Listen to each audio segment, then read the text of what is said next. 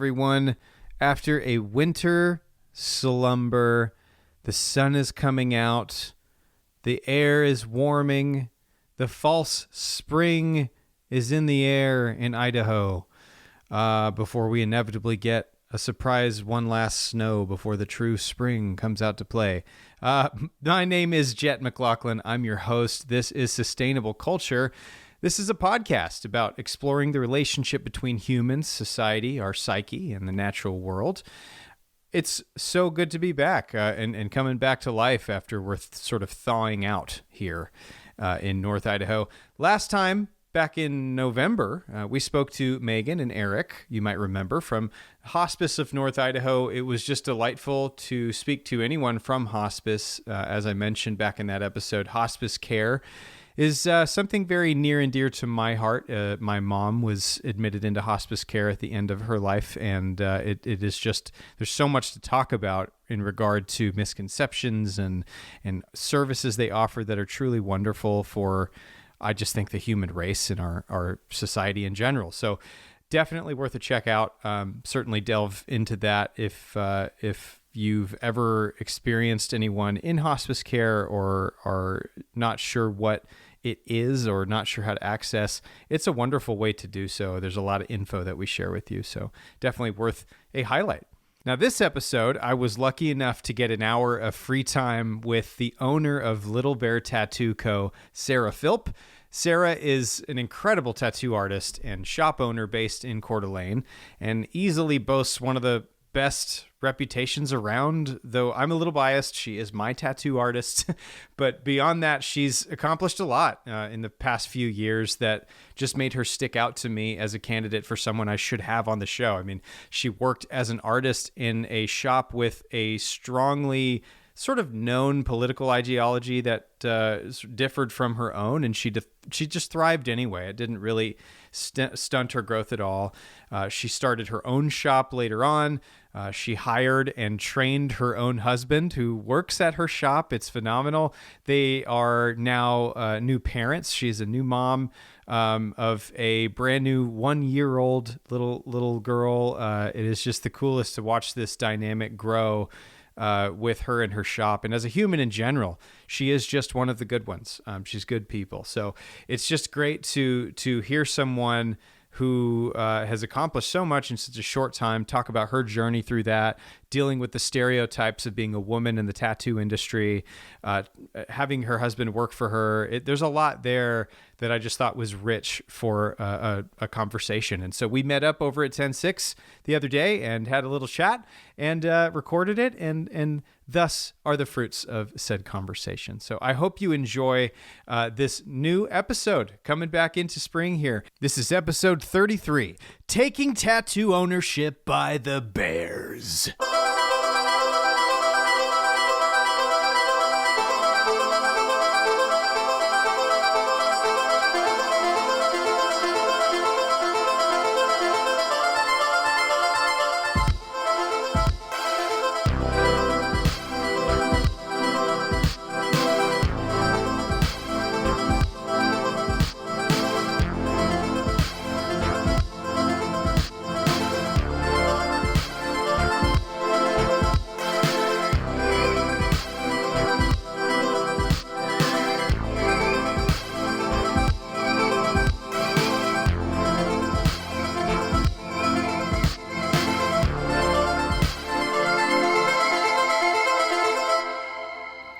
Hey, Sarah. Thanks for coming in and saying hello. Hi. So I understand this kind of a situation, podcast kind of interview. That's a first for you. So thank you so much for doing the daring move and just jumping in. And I appreciate it. You're welcome. Anything for you. Well, so a quick background on you. I'm just going to move this microphone real quick. So a quick background on you, how I met you, what you're doing here, and that kind of sort of thing. So I met you at the Dodger on Appleway, Artful Dodger, and then got a couple of tattoo pieces from you there, which are easily the coolest pieces on my body right now. And then you eventually got into your own first shop, which was a different location than where you're at now, kind of a smaller office, or was an office, studio kind of location. And then you ended up with where you're at now, which is your second location, your refined shop, I would say, at Little Bear Tattoo. Was it Little Bear when you were in your previous location as well? Yes. Okay, you had named it at that point. I couldn't remember the timeline very well. So you've got your friends and family there with you, pretty much. Like you got a tight group. You've got a little community there. I just wanted to start here because I wanted to take a second to sort of appreciate the hike up to where you've arrived. How would you tell the story? How did you get here? My gosh, because it seems like you've done a lot in the last, just say, 5 to 10 years. It just seems like a lot has happened really quick for you. It's a lot. Where would you consider the beginning of considering where you're at right now? I mean, I've always loved tattooing. I've known from a very young age that I wanted to do tattooing. And I don't know, I have so much respect and love for Lucky, an Artful Dodger. He took me in when I moved to Idaho, and I worked for him for, 6.5, 7 years by the end of it.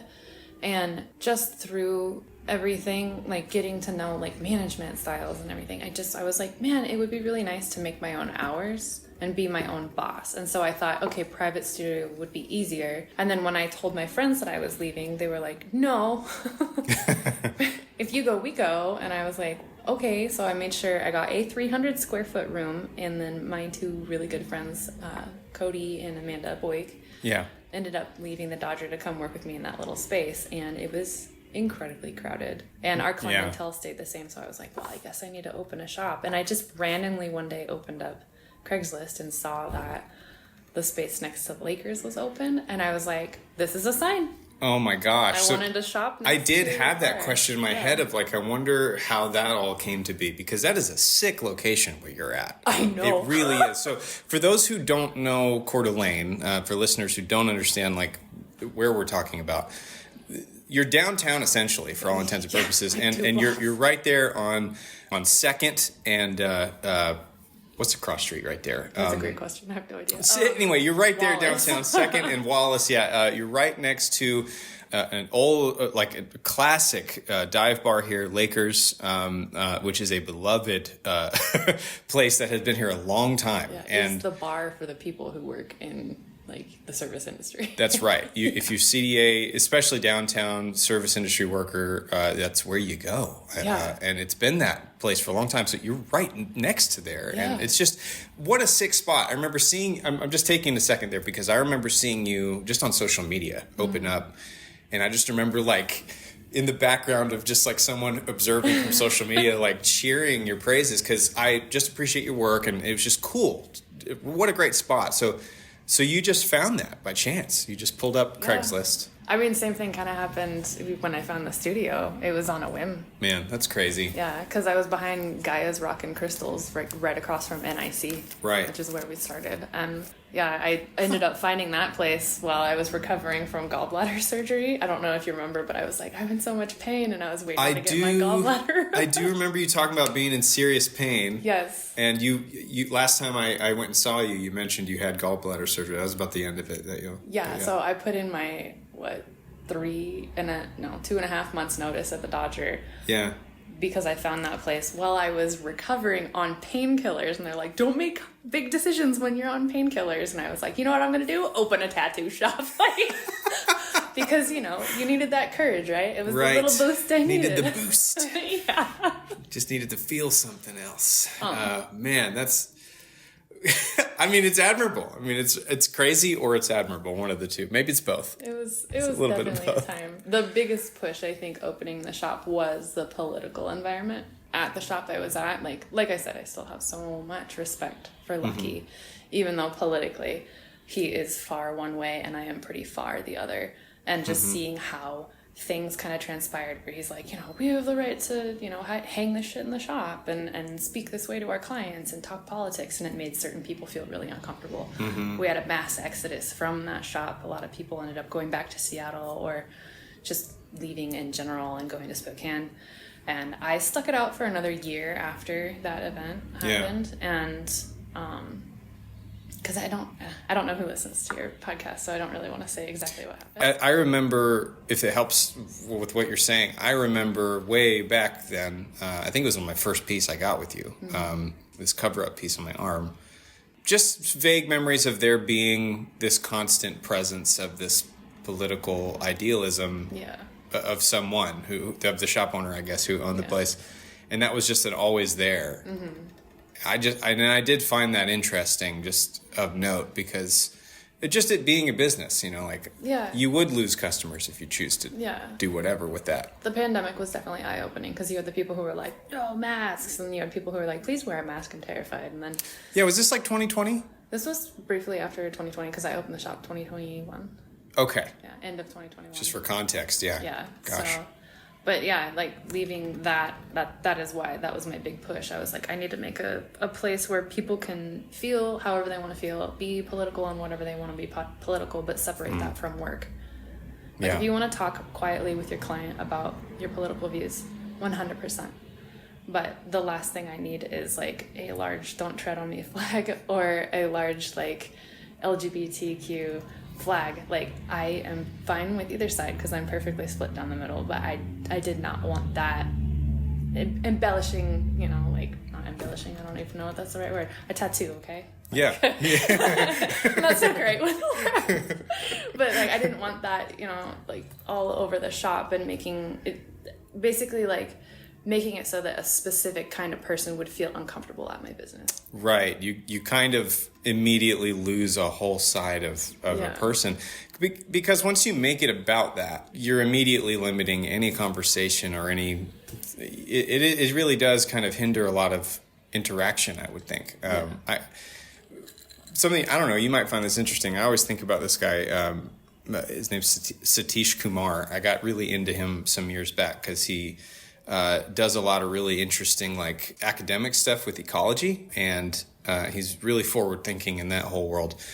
And he did at least a lot of cool TED Talks I got into, but he talked about taking this on foot journey around Europe, this like long trip where he mostly just walked. I think maybe he hitchhiked a little bit, but it was mostly walking. And he wrote a book about it. And he said that on purpose, he introduced himself just as his name, just as a person. And he really resisted the idea of like saying like, well, I'm Hindu, or I'm from India, or I'm this background or that background or whatever, because he knew that he would restrict the type of people that he would meet that way. So if he would introduce himself as a Hindu person, he would meet Christians, he would meet atheists, he would meet Muslim people. Or as an Indian person, he would meet Russians, he would meet, whatever that. And so I just liked the fact that the way he worded it was that he introduced himself as the human that he is because he met human beings everywhere. And so for what you're saying, it seems like you're immediately limiting not just your conversations, but like the connection you could have with people. Definitely. Because I'm thinking like, for what you do, it's not just doing the art. Like, you have an intimate connection that whole moment. You're pretty close, so it's like... You're kind of stabbing people. You are, yeah. So, it just is interesting to me. I'm just thinking about that whole... It was definitely... It seems uncomfortable. It was. There's tons of other aspects of why I started the shop. Like, the whole work to live, not live to work. Mm-hmm. Like, that is so important to me, because the work-life balance, like, I did graphic design and project management for a long time, and it was like grind your salary, but we're expecting you to work a certain amount of hours overtime, but we're not going to compensate you for that because you need to make sure that the project meets the end goal. And it was very toxic, and I wanted to get as far away from that as possible. And then working at different tattoo shops, you're getting a commission, so you are supposed to be there, say 12 to 9 or 10, depending on if it's a Friday or a Saturday or a weekday. And our split at the Dodger for the longest time was 40-60. But he supplied everything to us, like all of our sanitization, our paper items, the gloves, et cetera, et cetera.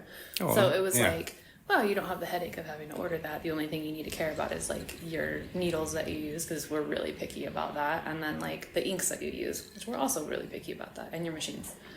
And so I still adopted that when I opened my shop, but I don't manage anybody. Everybody makes their own schedule.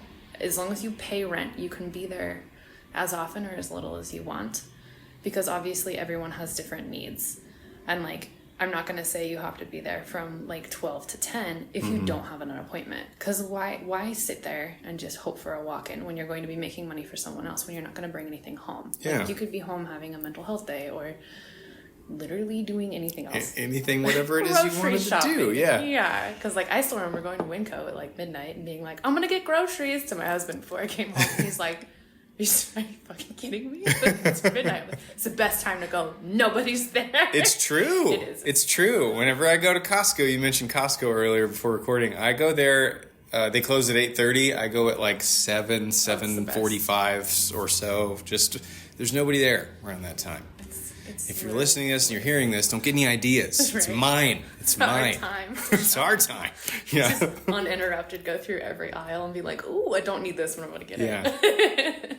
Well, I want to kind of continue down the road a bit of kind of your little journey. You know, little journey. Sorry, that sounds demeaning. My massive With your undertaking. little journey, honestly, it sounds like a massive undertaking, and I can't even imagine. So, how often, if ever, I don't mean for this to come off as assumptive. I wonder, because of how quickly things moved for you.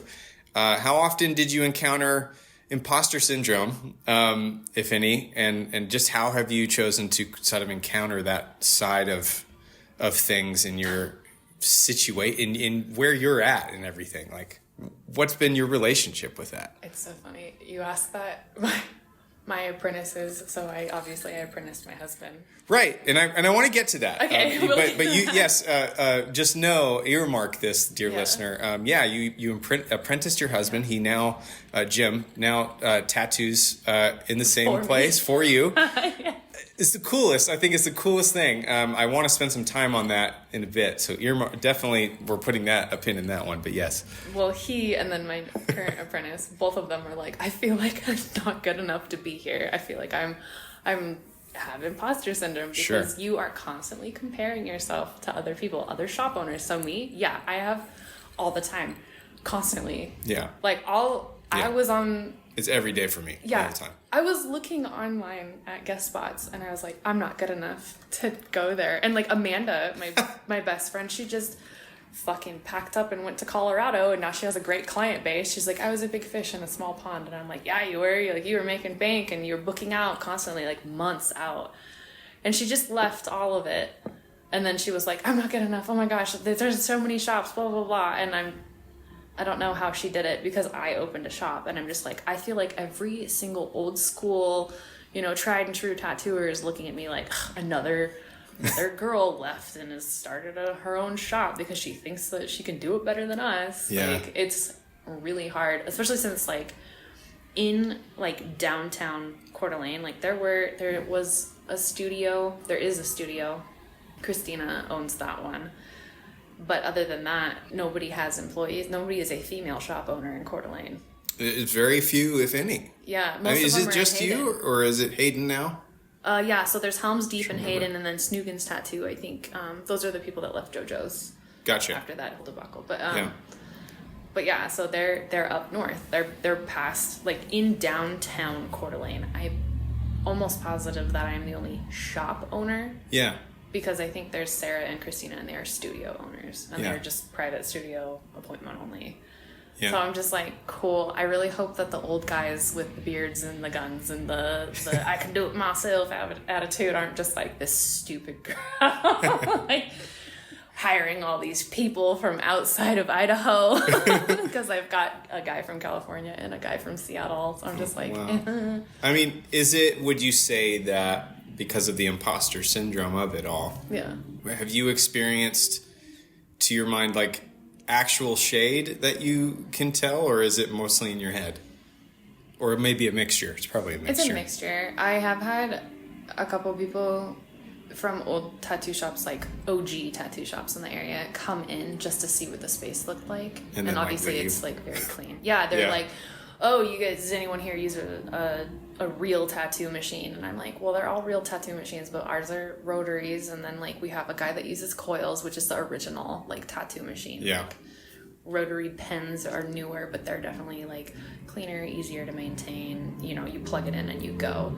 Whereas coil machines, you have to like build it, make sure it runs right, like make sure that your front spring is perfect and your armature bar and all that jazz. And if it's not running just so, it's like blah, blah, blah, and then it just chews the shit out of your client. So like, yes, I was traditionally trained and like I shouldn't have imposter syndrome, but like being a female, being in the tattoo industry, opening my own shop, like thinking, okay, the old school guys did it like this, but I want to do it like this. Am I gonna get shamed for that? And just, it's different. I think it is a little what would bit you say some things are different? Like, what are some quintessentially different things in Little Bear opposed to like traditional style that you could point out?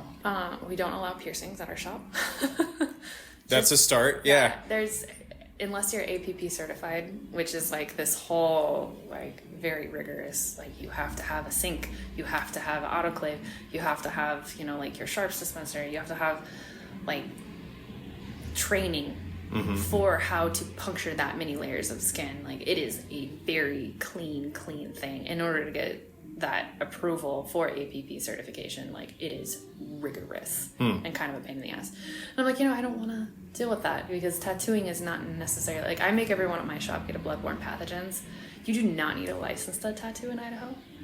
You need a license in Washington. My husband and I have our Washington licenses. Interesting. I didn't know that. Yeah, it's kind of gross if you think about it. Like anybody could just be like, I'm a tattooer now, and you're just like, oh. That makes sense though, because there's a ton of people in Idaho that tattoo just sort of out of their house. Yeah, there's which a ton is of that around here. Big no-no. Yeah. Huge no-no. With all those scratchers. Yeah.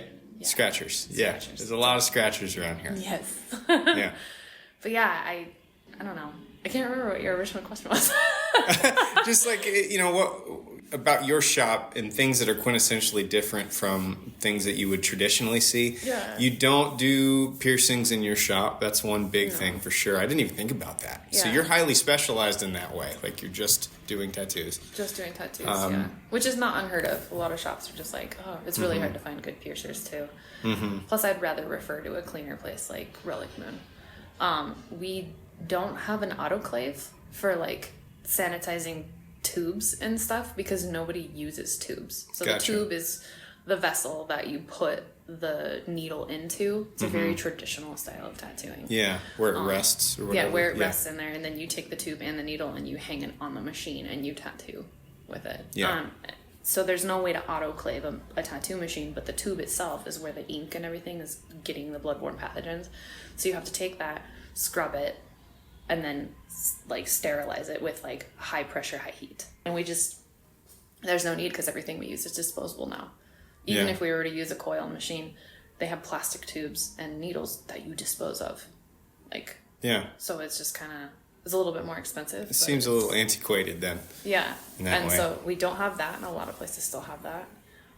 We don't use a Thermofax because they are so hard to find good ones anymore. So What's a Thermofax? Thermofax is what you use to make your stencil.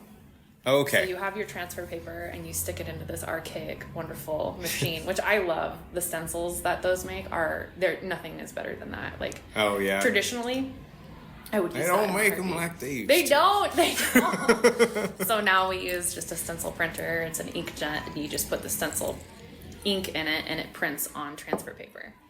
So it is more cost effective. Yeah. Like 100%. Like a single bottle of ink is like $180, but it lasts you so long. Yeah. Sounds like you lose a certain touch though. Yeah. Whereas if your Thermofax is too hot, then it'll blow the crap out of your stencil. I don't know if you remember me making your stencil, but it was like definitely thick and blurry, and I had to go and put it in the blue thing, and then the transfer and heat it up just so, and make sure it was the right size. Yeah, it is a pain in the ass, but man, that stencil is good. It's clean. Yeah, I remember I insisted on a certain change to the tree guy that's on my arm. I forget what the change was now. It was like his legs or something. Yeah.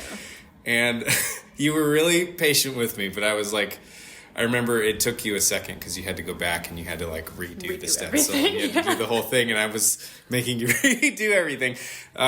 Yeah, I do remember that. Yep. Yeah. Those are the key differences, and then the fact that we don't have set hours, and everybody, like, we don't take walk-ins necessarily. I was just looking at that this morning on your Instagram. Yeah, you had this kind of a reminder rundown on your Instagram of how there's it's like appointment only essentially. There's no walk-ins, but you can kind of make things work. And it was kind of like a reminder of those. Like if you call and someone is there, they will answer. If you call and no one answers, someone's either busy or, we're not taking walk-ins that day. Just because almost everyone, my artists all have their own clientele. Mm-hmm. So we don't depend on walk-ins. People usually reach out to us directly, and then everyone books their own appointment. So it's beautiful. I don't have to manage anybody. I just have to make sure that the supplies are there and that the bills are paid. Mm-hmm. That's pretty sick. That sounds great. Yeah. Yeah. And then you can work as much or as little as you want. It sounds like a really nice win-win situation. It's great for them. They get a lot of freedom. It's great for you because you get a lot of brain capacity from the sound of it. That's so nice. Unless you walk in and you're like, why did nobody tell us that we had one roll of toilet paper to last us? What?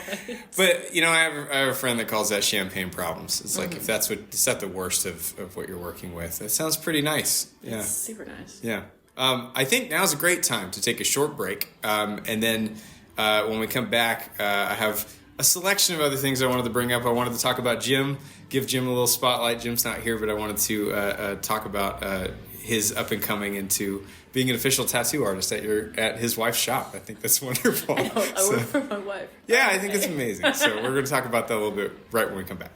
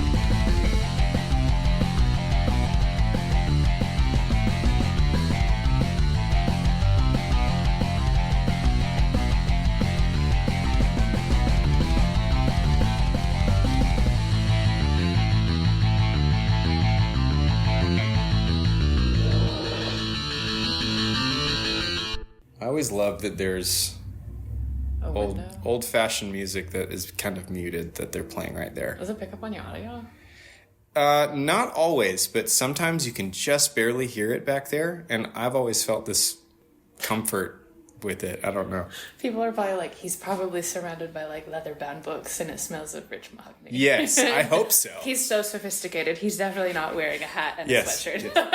Yes, I definitely am wearing all leather and am surrounded by leather-bound books. I'm wearing a top hat and smoking a pipe, and for those wondering, yes, that is a monocle. Yes. I was just going to say, yes. Are you wearing a monocle? Yes, I am, in fact, in this universe that I've created just now. And it's all very steampunk and... Naturally, yeah. That's where we're at in my study. So... Anyway, so we're back again after a little break. Welcome back, guys. We're talking with Sarah Philp, the owner of Little Bear Tattoo and genuinely fantastic human being. And she's been so gracious to give us a little bit of her time today. So we're going to get into, you before the break had mentioned that your husband, Jim, is someone that not only works for you, but also was taught by you, was trained by you. Is that wholly accurate, or was there other influences there too? No, he was my apprentice. All you. Yep. Awesome. Me. I mean, obviously art is one of those things that like you're not just suddenly into one day. It always kind of is there. But like where did that whole thing start? Was that a conversation always, or did that just sort of come to be one day? So I met him obviously in college when I was in my art program. Obviously. Yeah, obviously. It's actually how we ended up getting together. We had an art class together. Oh, cool. He did an infographic, which was the assignment. And in front of the class, the teacher was like, do we have any, comments, feedback on this piece? Because we were presenting that day. And I raised my hand and I was like, I want your brain. This is so cool. Because it was an infographic on how to make lasagna. We still have it. And it was just like little things with plus and minus and then equal signs. And it was just in a little box like this. And it was absolutely perfect. And I was like, this guy's a fucking genius. I want your brain. Because I'm stupid and awkward and I don't know why I said that. And he dead ass looked at me across the room and he's like, jokingly, but I didn't pick up on it because he's horrible with sarcasm. He's so dry. Okay. And he's like, you can't have it. And I was like, I swear to God, I'm never fucking talking to this guy again. Like, he's an asshole. And then, I shit you not, I had every single class with him the next quarter. I could not escape the gym. It was fate. It was fate. Yeah. Yeah, he was even my TA in my web class, which I failed miserably. And, like, we had started kind of seeing each other at that point. And he was just like, you really suck at writing code. And I was like, well, you're an asshole. So... But anyways, I swear to God, I would never, ever date this guy. And then we ended up together and... Classic Disney romance story. Yeah. Well, it's funny. That's what my tattoo is. I have his brain on my arm. Oh, awesome. It's That's mine. That's his brain. It's yours. It's mine.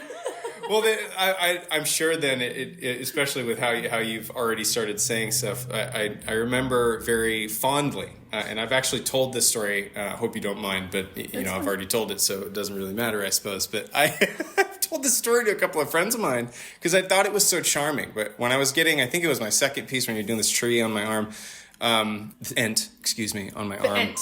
Yes, I have an Ent tattoo on my arm that I'm so proud of that Sarah did. That I'm very proud to show anyone who asks.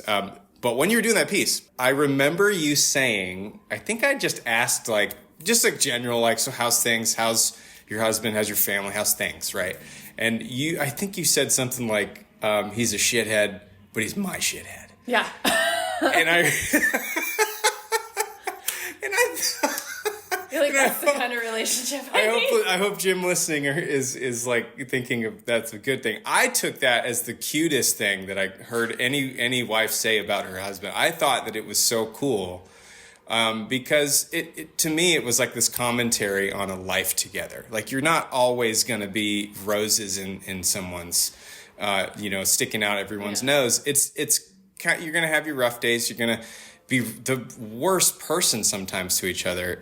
There's going to be those moments, and there's going to be moments of genuine joy and just like elation. So it's all there. So I found all of that in that statement. I just thought that was so cool. Wow, so. she really loves him. Yeah, no, Yeah, it's crazy. After 12 years, we've actually still never fought to this day. We usually just like passively, we're like, you're being very rude right now. And he's like, well, let's talk about it. I also remember on that note, that you guys, correct me if I'm wrong, but you're just very constructive with those tense moments. Yes.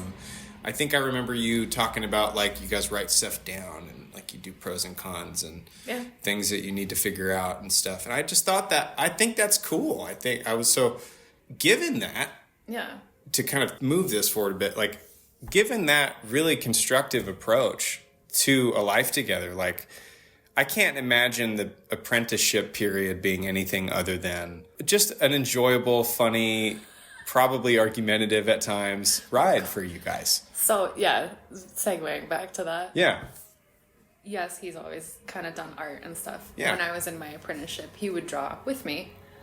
And he was like, I think it's really cool that you tattoo and that you're pursuing this because, like, I've wanted to do it forever. And he's like, oh, I could do that. He's kind of like one of those guys that's like, I'm going to do this. And then he does it and he's really good at it. And you're like, dude, seriously? Like, rude. Come on, yeah, man. like, what the hell? So when mental health has always been a big thing in our family. Like, Jim has had and I'm sorry, sweetheart. Jim has had like depression and anxiety and stuff like that, and like, you know, a little bit of PTSD. Well, in good company. I mean, absolutely can relate. Everybody's got a little bit of something. Yeah, post-COVID, geez. And yeah, he changed his major so many times in college. He never really found his true calling. I mean, the guy could have been an architect. He loves to work on cars. He is incredibly talented at art. I mean, he even was like sketching portraits and crap when I was doing my apprenticeship. And when I went to open the shop, he had basically sacrificed everything to make sure that I could get through my program, like my apprenticeship. Like, I did not work, and he put me through it. And we were very poor for a very long time. And then I returned the favor. I got very successful very quickly as a tattoo artist at the Dodger. And so after we bought our first house, I was like, hey, why don't you take a hiatus and quit your job? Yeah. Like, you hate coding. He was he was building websites and stuff for a major company over in Spokane, and he hated his life because he was doing the grind, the work your 40 hours, but then it's actually more like 65 or 70. Yep. And you have to work on weekends, and I was never seeing him. And then my schedule at the shop was 12 to sometimes midnight, and his schedule was get up at 5 o'clock, drive to Spokane, get off work, get home by like 6:30. So we just never saw each other except maybe Mondays when I was off. Mondays and Tuesday evenings. Brutal. I was like, quit your job. And that's when he started doing the YouTube thing.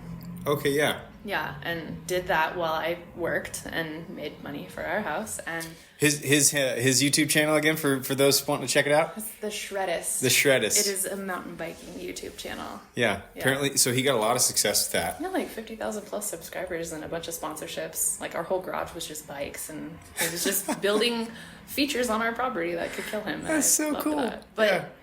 when that came to an end, he was like, I don't know if I want to do the Shreddist anymore. And I was like, well, you've always expressed an interest in working with your hands and getting out of the house and not being stuck behind a computer. iPads don't count. So I offered to apprentice him, and he was like, okay, is that going to be weird? Every single person I told I was going to apprentice my husband was like, you guys are going to get divorced. You're not going to find success in this. There's no way this is going to work. You guys are going to fight constantly. Yeah, and we didn't. The hardest thing was Jim is really hard on himself. So he was like hyper aware of any mistake. Like he would zoom in on his stuff and be like, you see that right there? I wobbled. And I'm like, okay. Do you think that hypercritical, like self-critical nature was exacerbated because his own wife was the one teaching him? He did mention a few times my reputation.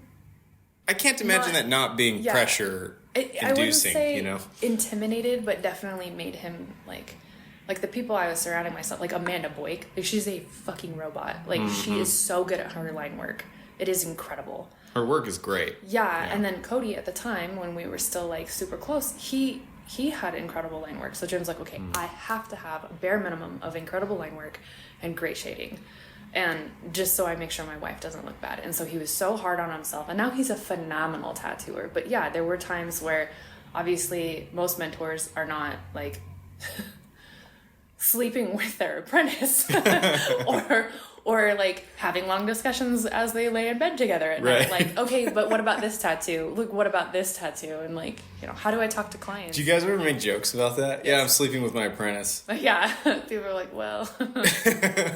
I'm like, maybe don't talk about it. Yeah. But yeah. I'm like, you mop the floors. He's like, well, you have to make dinner and do the dishes. And I'm like, okay. Yeah. Yeah. It was a good time. Gives you a little leverage, I guess.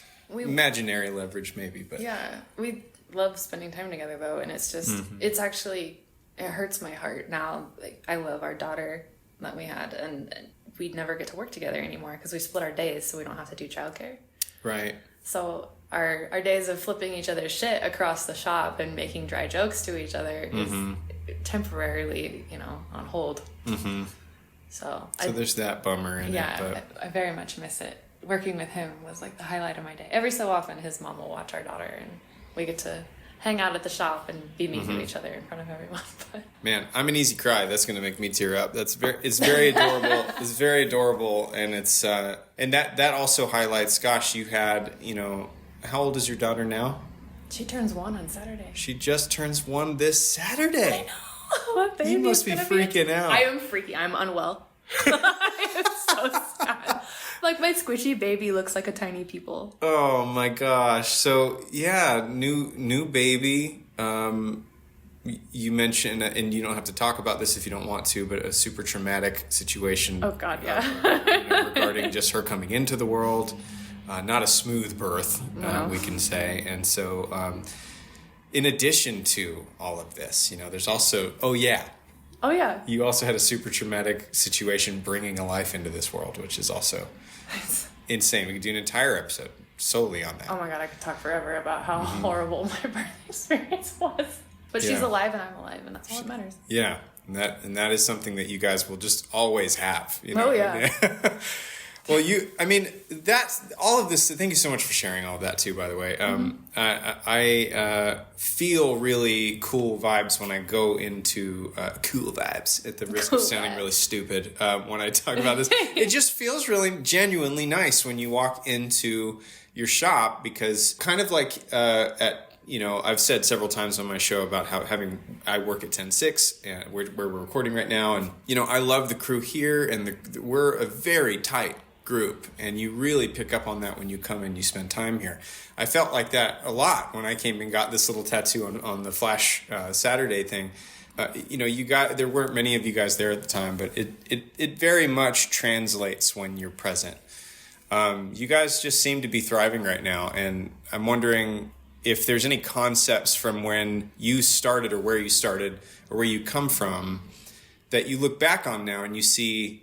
We kind of touched on this earlier, but like as antiquated and unnecessary. Maybe this is like an industry question, but like, are you seeing stuff now that you're thriving in your own environment now and not necessarily held down by industry standards so much? Do you see stuff that is just kind of like, come on, could we as a whole of tattoo artists like move past those things? Like, what comes up? I get a lot of people who are business owners that are like, why do you run the shop the way that you run it? Because I don't make money off of my quote unquote employees or my renters. Yeah, because the very independent sort of almost co-op kind of thing. It feels. A little bit. I mean, the co, everyone's like, what does the co stand for? I just liked the word co at the end of Little Bear Tattoo Co. Yeah. It doesn't stand for anything. They're like, is it collective? Is it co-op? Is it company? And I'm like, yes. Sure. So my husband put company on our sign, but it's the LLC is literally Little Bear Tattoo Co. Huh. Yeah. So I'm like, use your imagination. It's anything. Yeah, that's great. But yeah, I get a lot of pushback. People are like, well, that's not very smart business-wise of you to not take a cut from your employees. And I'm like, well, first of all, I don't want to 1099 anyone. I do not like having to pay my accountant to 1099. You're all contractors, yeah. Also, a lot of tattooers don't file taxes. Yeah, we're a bunch of criminals. No, I file taxes because I'm a responsible adult and I own a house. You're speaking to someone in the restaurant industry. Yeah, so. you're like, oh, tips? I don't make those. Tips? Do we need to talk about cash tips? Anyway. Yeah. But, so I don't make money off of my employees. I make just enough over what I owe in rent and utilities and everything for the place we're renting to put back into the shop for like, I get snacks for them and all that jazz. So like, whereas traditionally tattoo artists are, 50-50, 40-60, whatever rate. And then that 40% or that 20% goes back to the shop owner and they do whatever they want with it. So people are like, oh, it costs this much to run a shop. It doesn't really cost that much to run a shop. Like supplies are pretty, not necessarily affordable, but it's not as much as you would think. Like if I have an artist, I'm making $10,000 a year off of them. What if I have 6 artists that I'm making $10,000 a year off of? It does not cost that much to run a tattoo shop. So I'm like, wow, that kind of feels like stealing a little bit or profiting off of your employees, which I guess it would make sense, but I don't like having front counter. I don't like mandating things. So that's very new school thinking of me, I guess.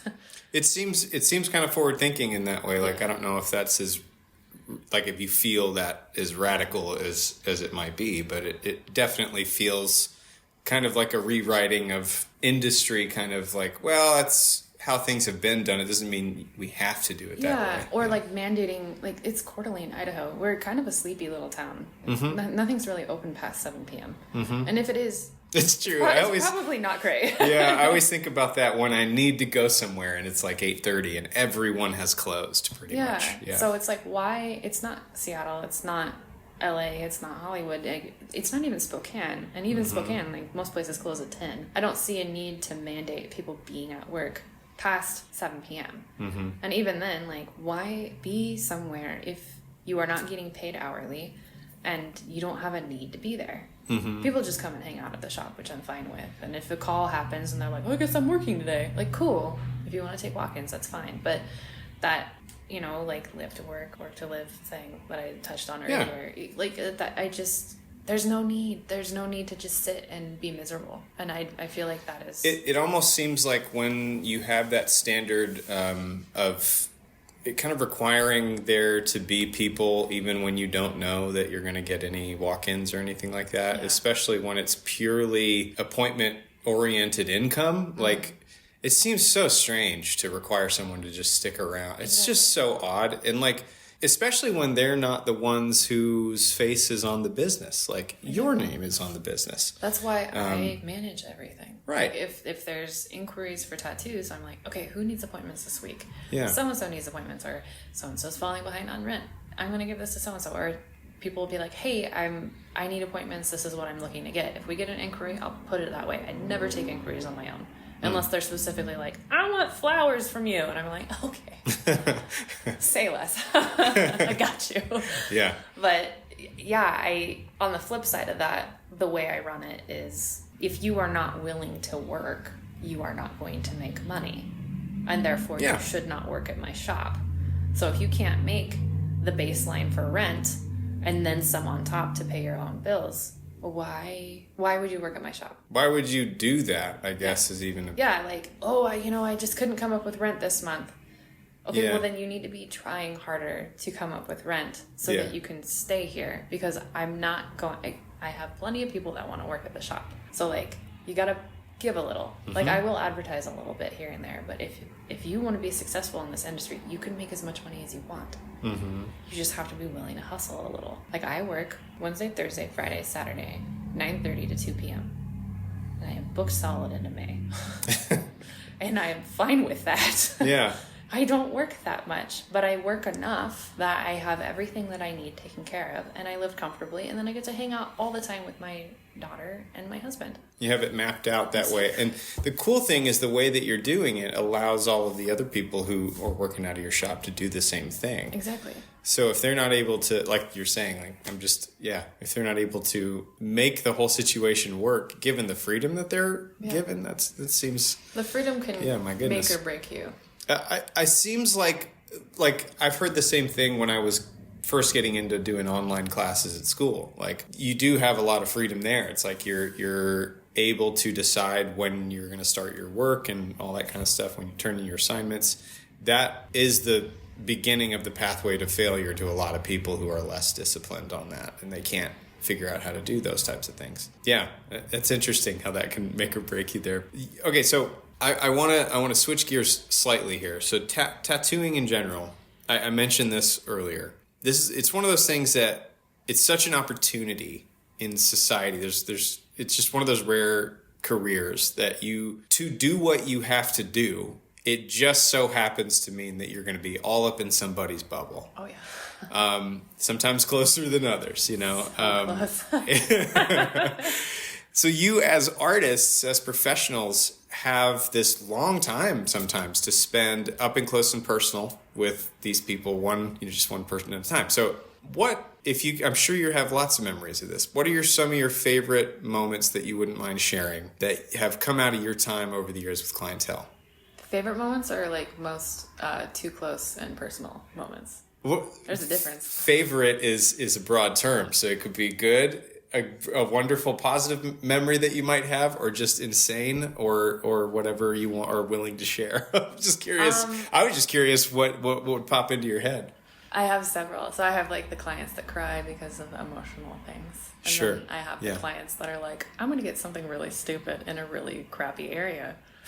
So, okay, one I can think of is when I was working at Artful Dodger, there was this hockey kid that came down from Canada. And he's like, I'm 18 and I want to get my first tattoo. And I'm like, okay, cool. And he's like what you would expect. Tall, kind of burly, like a little dorky, has a mullet, blonde, curly, you know, the whole 9 yards, bruises everywhere. He wants to get a full color Lightning McQueen on his butt cheek that says ka-chow. Ka-chow.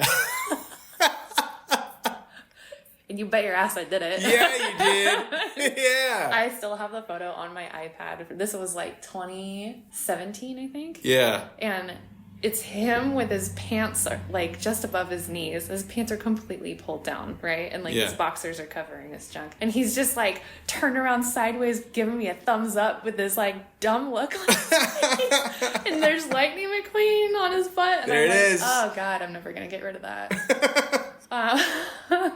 So that was fun. That was a walk-in I got. That's a walk-in? Yeah, it was a walk-in. Killer. Well, nobody at the shop wanted to do it, and they were like, Sarah, and I was like, fine, because it's very rare that I'm like, I don't want to do your tattoo, it's stupid. I'm like, I'll do your stupid tattoo, as long as it's not offensive. Sure. I also did a Property of Dave stamp on a newlywed's butt cheek. No. While Dave watched me tattoo it. I'm sure. I'd be surprised. That was awkward. That is interesting. That gives me the heebie-jeebies. Property of Dave stamp. Like, you're like, oh, I really hope you don't get divorced. Oh boy. Prenup, I hope. Yeah, that one was pretty bad. This is the perfect juice. This is exactly what I was hoping to squeeze. Yeah. But, whatever else you got, I'm just curious what do you want to share? Okay. Recently I did a double mastectomy cover-up. Really? Yeah. Oh, no, I saw this. It was absolutely beautiful. Yeah. I did see this. Yeah. It's on the main page and your personal page. So if you go to Little Bear on Instagram or Sarah Philp Tattoo? Yeah, Sarah Philp Tattoo. Sarah Philp Tattoo? Like, I don't even know my Instagram. Yeah, I was like trying to remember, because I follow both of them, and I was just trying to remember off the top of my head. If you go to both of them and scroll for just a little while, you'll see, this cover up. It was incredibly done. Yeah. Can you talk a little bit more about it? So she came to me and she's like, I 11 years ago had a double mastectomy done because she had a very rare genetic strain of breast cancer. It was like 100%, and I think she also got her ovaries removed because it's just like this 100%. Like, you will probably die from this. Yeah.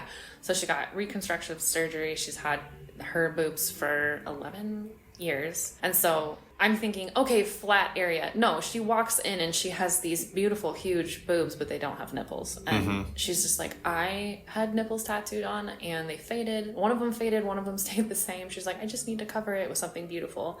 And gave me some very specific flowers from people in her family or things that mean a lot to her, like sweet peas. And like, I think there was a big rose on part of it. And she had a tattoo on her chest, and we just spent session after session coloring in this. It was crazy. They took the skin from her stomach and put it on her chest. So she had like football-shaped scars. Wow. With fake nipples tattooed on them. And I had to cover the nipples up and cover the scars up. And tattooing boobs, for one, is weird because they're squishy and bound. Yeah.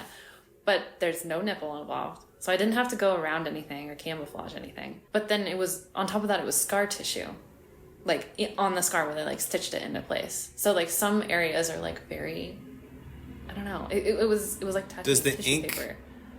Does the ink sink in the same with scar tissue? Or is it different? Not really. So if you go too deep, it'll blow out and bleed everywhere, like underneath of the skin. So you'll have like a halo effect. So it was very interesting. Like, I was very worried. Yeah. Because I normally a lot of variables there. Yeah. I normally work really, really fast, where I had to be very like, okay, I'm going to be very light here and then see how you heal. Yeah. And then on top of that, she was allergic to aloe, so I couldn't use any of my regular stencil placement stuff. I had to use Dettol, which is like an old school tattoo method. Gotcha. Yeah. And I was just like, oh my gosh, that was a big one. She got like super choked up during the consultation, telling me about this cover up that she had envisioned. And then when we finally finished and I took photos of her chest and everything, she cried because it was our last session. We spent a lot of time together. Yeah. And she was like, it's beautiful. I feel beautiful. And she got herself a lingerie shoot. And I'm so just cool. like, Good for her. That's so awesome. I saw the piece when you had posted it, and I do remember just marveling over just how just beautiful it was. Like I could, I don't know this person, but like if anyone had experienced something like that, I would think that they would be honored to have that on them. Like it was just an assumption that I had, but no, it was incredible work. It was, thank you. It was a wonderful experience, and that's part of the reason why I'm like, God, I fucking love my job. Like I love meeting the different people and like changing their life with art. I have someone who's got a consultation with me next week, and she lost her son right after his first birthday to cancer.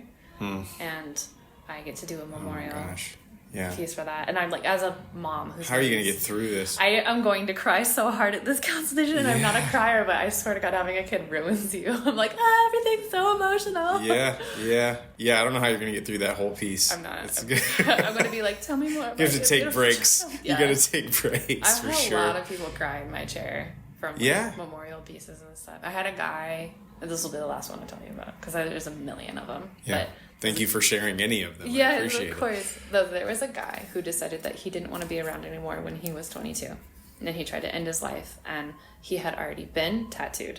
He had a full sleeve. Yeah. And he like basically just cut the oblivion out of his... He took a bunch of blood thinner medication and then slit his wrists, basically. And the tattoo that he like destroyed on his arm had large white gash marks in it. Right. And it's like a beautiful full color sleeve.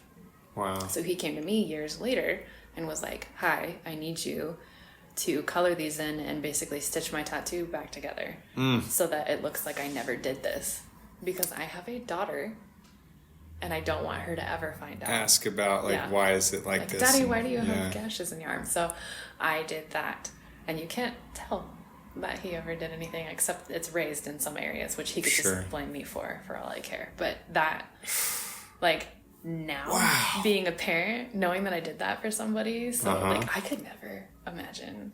Like there's so much feels there. I love stuff like that. Like, yes, let me fix this for you. Let me make you feel like that's such a big deal. It's a big deal. Yeah. Man. I know I'm like trying to make you cry over here. You're gonna. I know. You're going to, for sure. I have genuinely already teared up a couple times throughout this interview, which is, I'm so fortunate this isn't a video medium that I haven't decided to try and, there was a moment where I did try to do that, but man, I would just tear up throughout so many of the interviews, just like, it's so beautiful. This is beautiful. Great. They're like, this guy's so soft. Yeah, good. Yeah, well, it's true. But, gosh, thank you for sharing those. Those are incredible. I would love to hear more of those another time. That's just awesome. I feel very lucky to get these stories. So one of the things I wanted to sort of end on is, and we kind of touched a little bit about this, but given just how cool things are going for you and the learning experience you've had throughout this whole time and everything, and just what you've seen as possible and what isn't a big deal that you've been told was a big deal in the past, this is the cool perspective you have now that you are running your own thing. What stigmas against tattoos, women in tattooing, women with tattoos, etc., do you still see that need to die?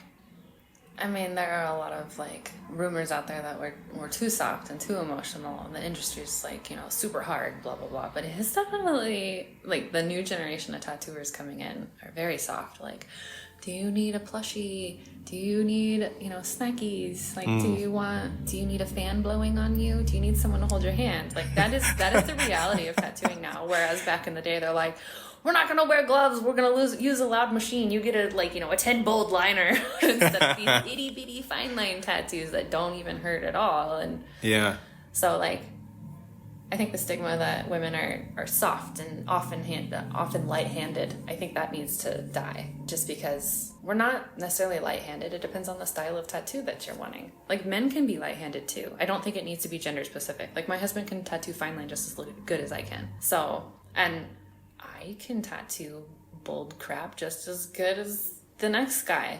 Give me a 14 round. I've never understood why art is ever a gender thing. It's art.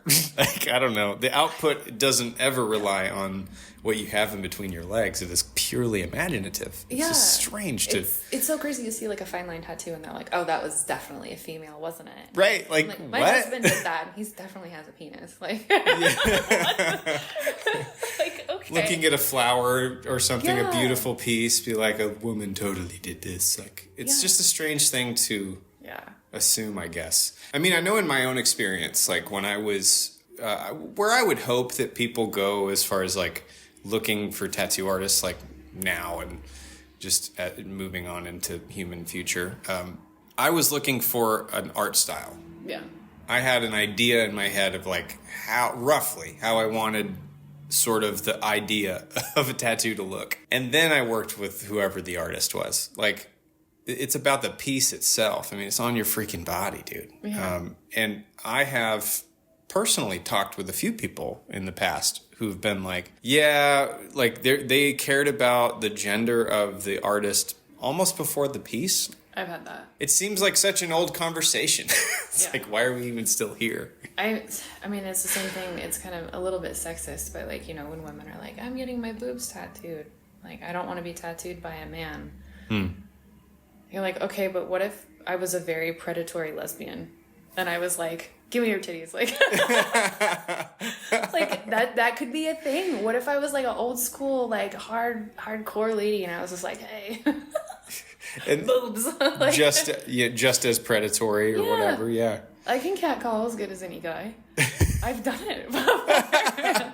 I mean, there was no shame in me walking up to someone at a bar and being like, we're going to make out and you're going to buy me a drink. And he's like, okay. Like, okay. This is before I met my husband. Guys are pretty easy though, too. Like, yeah, you pretty much, I feel like a lot of guys, you just tell them what they're going to do and they'll probably be like, okay. Honestly, talking to people in the industry, like, the more heavily tattooed and gruff a guy looks, the more like a marshmallow they are. I think that's true, yeah. Yeah. And then soft and squishy. Yeah, and then you get like the super feminine, really like makeup done up women who are in our industry and you're like, do not fuck with her. She is an absolute cunt. Like, she'll come at you and claw your eyes out with her fake nails. Like, okay, this seems back-ass words, but all right. Like, like I would rather work at a shop full of trad tattooers sometimes than some of the people that are like feminine in the industry now, because it's like, oh my God, there's so much drama.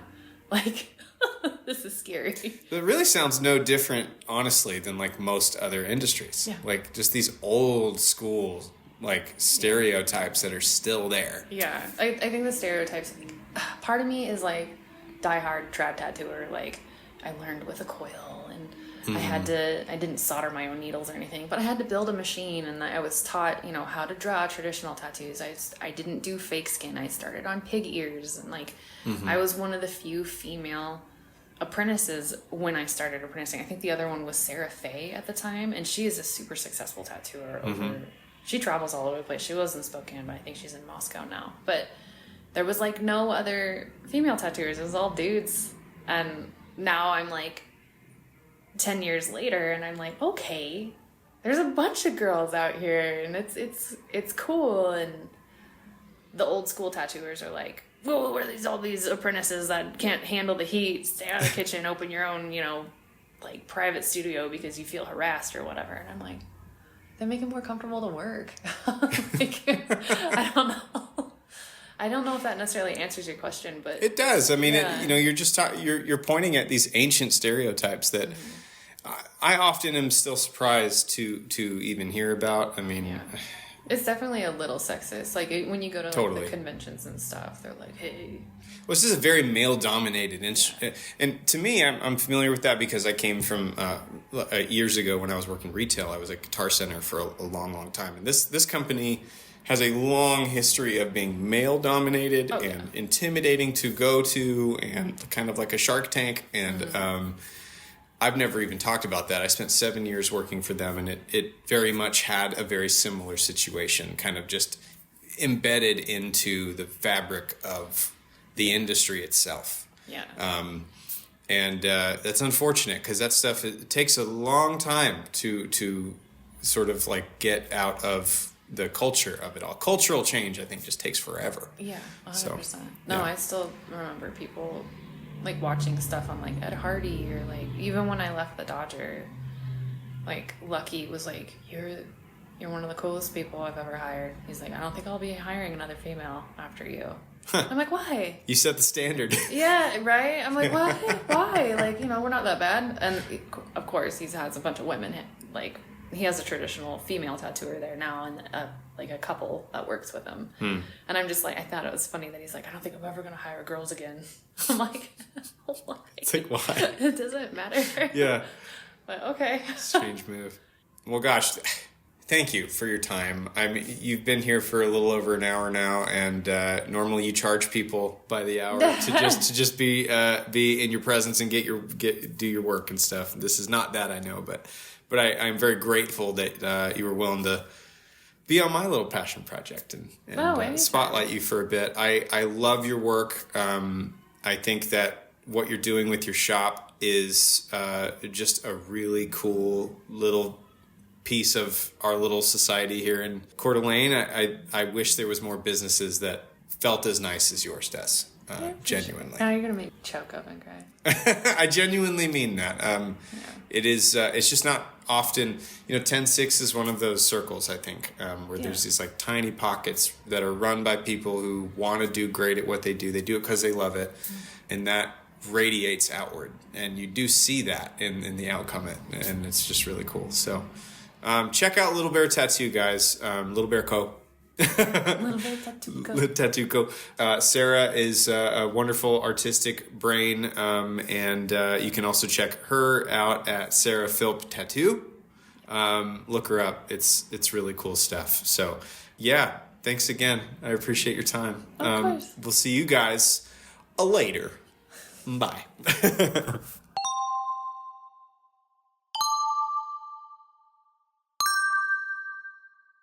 Thanks again for listening, guys. Check out Sarah's work and her shop, Little Bear Tattoo Co. on Instagram at Sarah Philp Tattoo and Little Bear Tattoo _Co, respectively. Reach out to me at sustainableculture.online. You can also just email me directly at jet@sustainableculture.online for any sort of suggestions or comments or any sort of feedback whatsoever about the podcast, or if you have an episode suggestion, someone you have in mind that might be a good guest. Always looking for those ideas. Thank you again for listening.